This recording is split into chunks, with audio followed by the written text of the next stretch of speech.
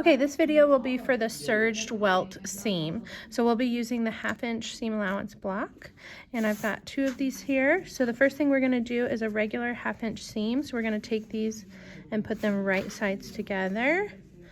We'll match up that side that has the notches for our seam allowance. And we're going to pin these together and stitch them at 1/2 inch.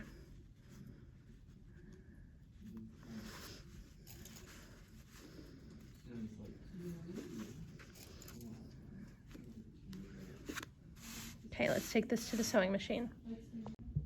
Okay, over at the machine, we're just gonna stitch this at 1/2 inch, and we're doing a standard stitch length of 2.5.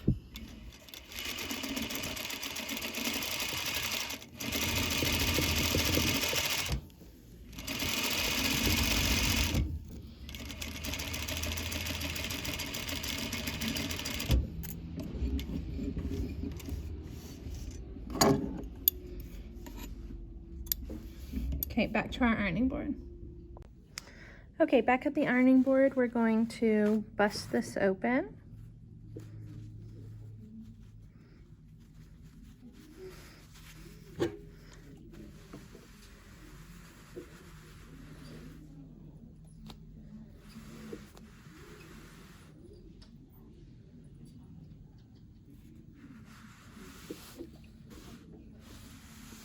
Okay.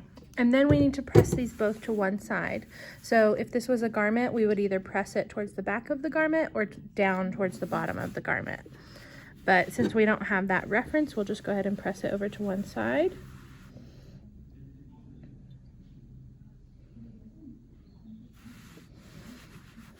Make sure that from the front, you've got that really nice crease on the front and that you don't have any areas where your garment is kind of pleating over to one side. Now we're going to take this to our serger and we're going to serge those 2 seam allowances together. Okay, over at our serger, we're just going to let those 2 seam allowances stick off the edge. I've got my 2 big rectangles just right sides together so they're out of the way. And we're going to serge those 2 seam allowances together.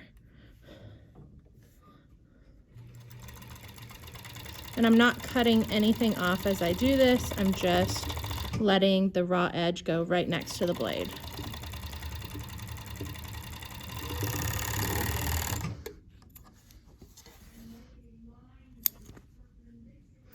Okay, so that is what it should look like complete. And now we're just gonna head back to our ironing board again and repress this to one side before we do our top stitch. Okay, back at my ironing board, I'm just gonna repress that off to the one side.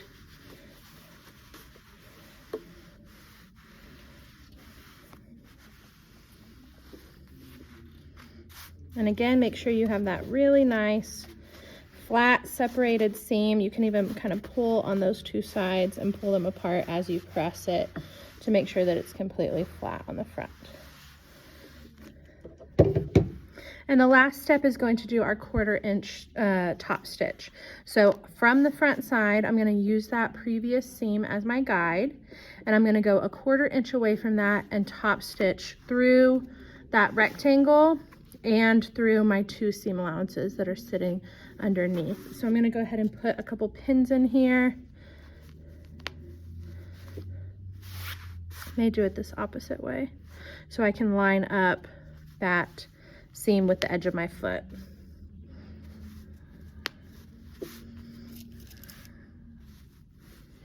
So just making sure that everything's laying completely flat as I pin and as I stitch over this. Okay, let's take this to the machine and do our top stitch.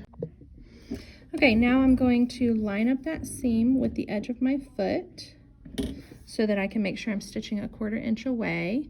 And on this left-hand side, I've got my seam allowances underneath there, so you may be able to see that little bulky portion.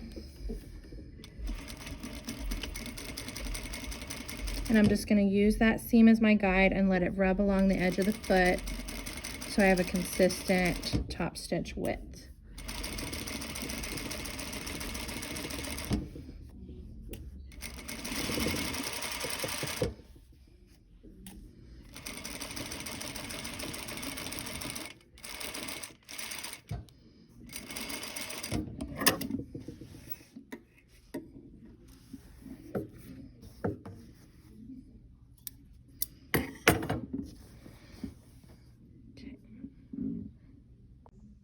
So this is what our finished welt seam, serged welt seam should look like. On the front, you should have that 1/4 inch top stitch.